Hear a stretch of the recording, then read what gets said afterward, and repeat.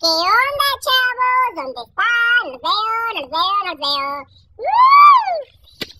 Bueno, mi nombre es Giovanni Ledesma y hoy vengo a hablarles sobre generales y algunos datos muy importantes. Este proyecto es el trabajo final de dicha materia. Soy estudiante de la Universidad de Guadalajara en el Centro Universitario de Ciencias de la Salud. Y bueno, les voy a contar más sobre mí. Comenzamos con este video.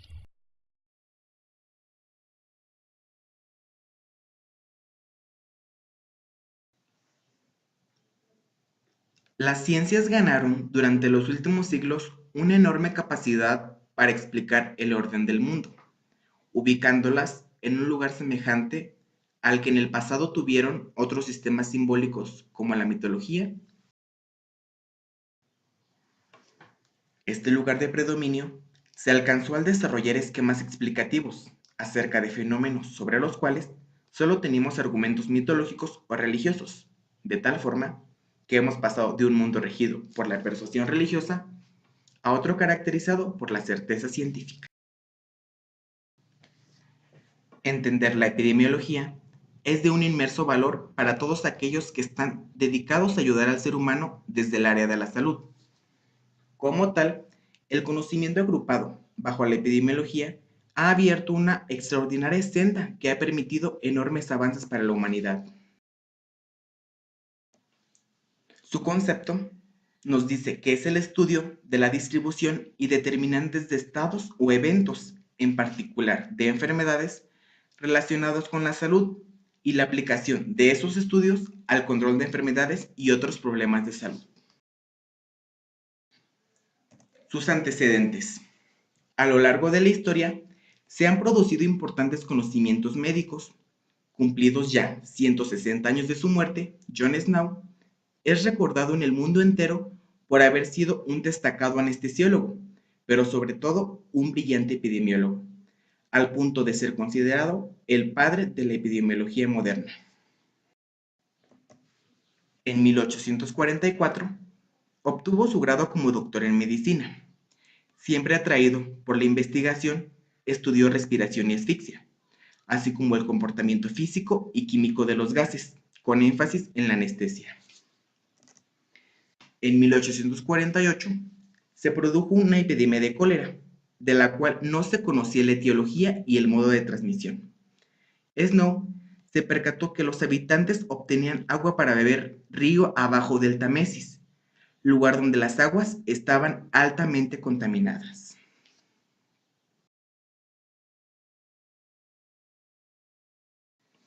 En 1849 postuló una innovadora hipótesis, sosteniendo que el cólera se transmitía por la ingestión de una materia mórbida invisible para el ojo humano, la cual debía actuar a nivel intestinal, produciendo síndrome diarreico acompañado de deshidratación severa.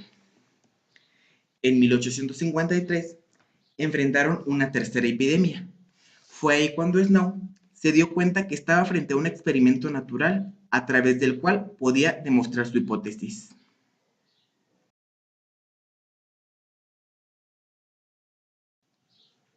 Finalmente, se logró recabar antecedentes de algunas personas que abandonaron el sector y que posteriormente fallecieron en otros puntos de la ciudad.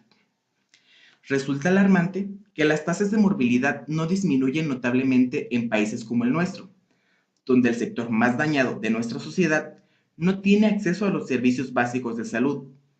Dentro de los niveles de actuación de la investigación epidemiológica, interesa describir la distribución de un problema de salud de enfermedad, con relación a variables de descripción básicas, como son las características de las personas, lugar y evolución temporal de la frecuencia de este problema. La epidemiología tiene sus usos, sus alcances y sus limitaciones. Los usos son los siguientes. Identifica la etiología de una enfermedad. Determina la extensión con que la enfermedad se encuentra en la comunidad. Estudia la historia natural y pronóstico de la enfermedad. Evalúa medios preventivo-terapéuticos y el modo de prestación de asistencia sanitaria nueva y ya existente. Proporciona la base para obtener normativas públicas, sanitarias y toma de decisiones legislativas respecto a problemas ambientales. Los alcances son: encontrar una causa para los cambios que tienen lugar a lo largo del tiempo en los problemas sanitarios que se presentan en la comunidad e identificar subgrupos de población con un riesgo elevado de enfermedad. Sus limitaciones son: la crisis del paradigma biomédico epidemiológico, individualismo metodológico, reduccionismo biológico, descontextualización y subjetividad. Dentro del campo de acción de la epidemiología, engloba dos métodos: el meramente epidemiológico y el clínico. Al método epidemiológico le corresponderá la tarea de producir conocimiento sobre las fases preclínicas de la enfermedad, identificando la forma de exposición y desarrollando técnicas de detección precoz de los padecimientos. Considera alcanzar su enfoque integral mediante otros elementos, que incluyen antecedentes patológicos, personales, familiares y lo relativo a las etapas previas al cuadro que presenta el paciente. Aunque la medicina clínica y la epidemiología parecieran disciplinas diferentes, se han desarrollado de manera muy estrecha y su combinación ha dado como resultado el cuerpo teórico-metodológico de la epidemiología clínica. Se puede afirmar que definitivamente no son independientes, antes bien se nutren mutuamente y comparten tanto sus conocimientos como sus métodos.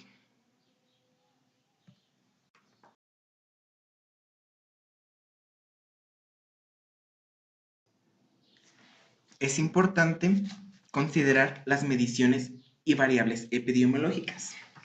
La medición consiste en asignar un número o una calificación a alguna propiedad específica de un individuo, población o un evento usando ciertos. Los pasos para la medición son los siguientes. Número 1. Delimitar la parte del evento que se medirá. 2. Seleccionar la escala con la que se medirá. 3. Comparar el atributo medido con la escala. Un rasgo característico de la contrastación en los estudios epidemiológicos es que las relaciones causales postuladas entre las variables se traducen en términos probabilísticos. Incluye razón, proporción y tasa. Entonces, la epidemiología estudia la distribución y determinantes de eventos relacionados con la salud. Esto mediante un proceso de investigación, donde se proponen explicaciones hipotéticas, las cuales son sometidas a contrastación empírica.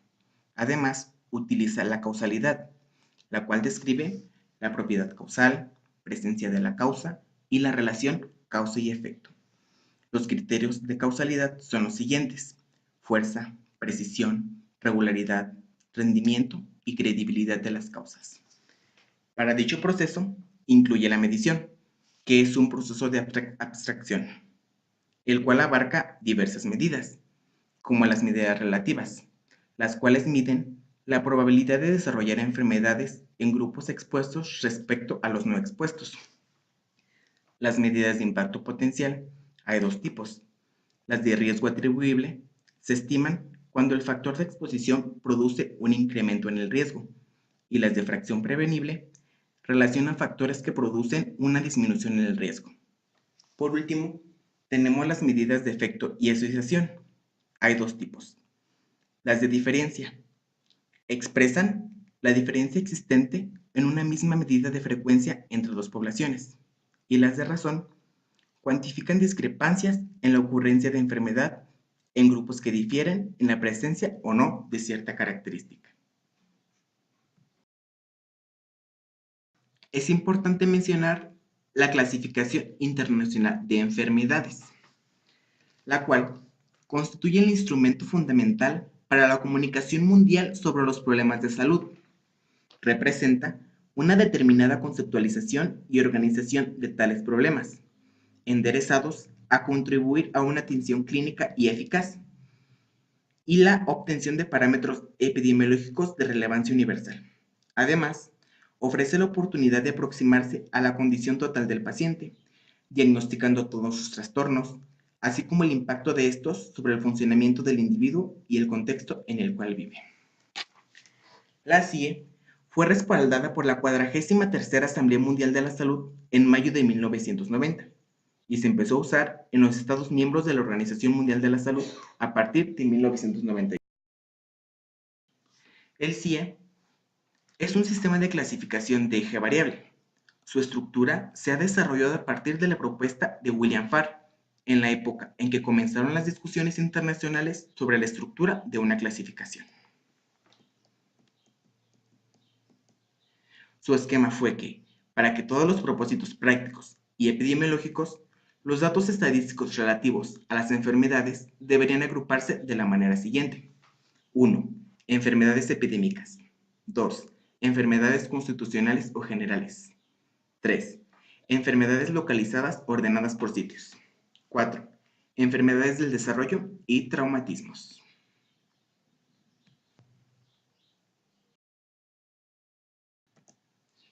En el método clínico es importante considerar el diagnóstico, que se define como el proceso sistemático por el cual los médicos logran diagnosticar un tiene como objetivo el conocimiento del proceso de salud de enfermedad del paciente. No solo involucra el conocimiento clínico, sino también el epidemiológico y social, ya que, para analizar una enfermedad, se debe tomar en cuenta todos los factores asociados al paciente, en el contexto biopsicosocial.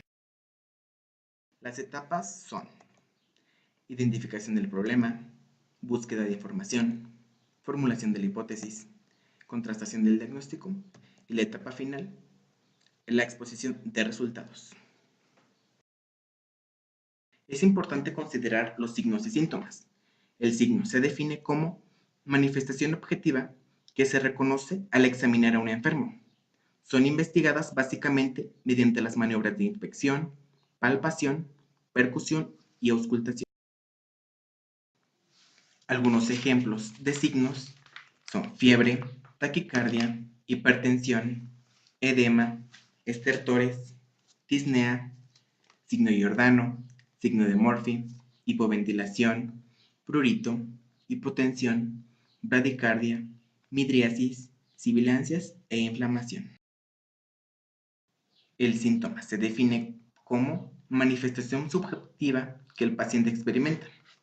El médico no las percibe y le es difícil comprobar, cuyo conocimiento se obtiene mediante la anamnesis.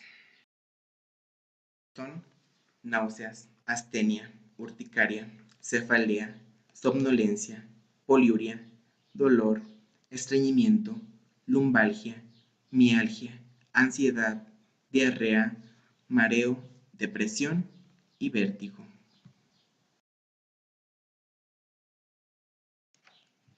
Finalmente, hablaremos sobre la vigilancia epidemiológica, la cual es la que se realiza en padecimientos y riesgos potenciales a la salud, que por su magnitud o vulnerabilidad requieren información adicional para la disponibilidad de información integral de apoyo a las acciones de prevención y control.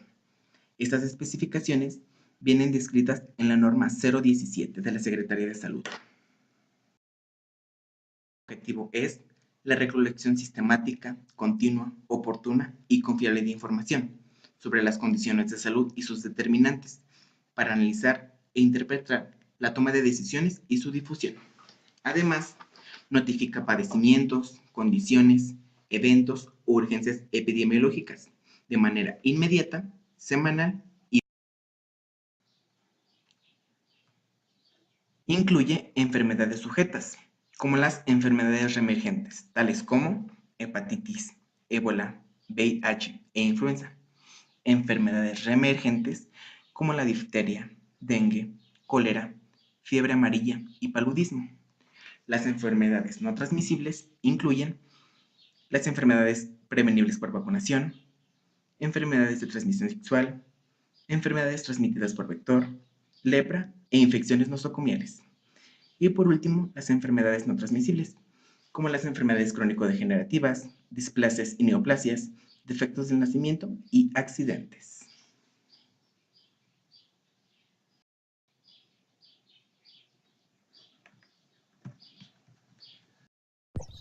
Listo, chavos, esto fue todo en el video de hoy. Espero que esta información les sea de mucha utilidad, que la puedan utilizar para sus tareas, proyectos. Y recuerden, cualquier duda o pregunta, háganmela saber en los comentarios. Les estaré respondiendo lo más pronto posible. De igual manera, en la descripción del video les dejo algunos links para que se enriquezcan de esta gran ciencia, que es la epidemiología.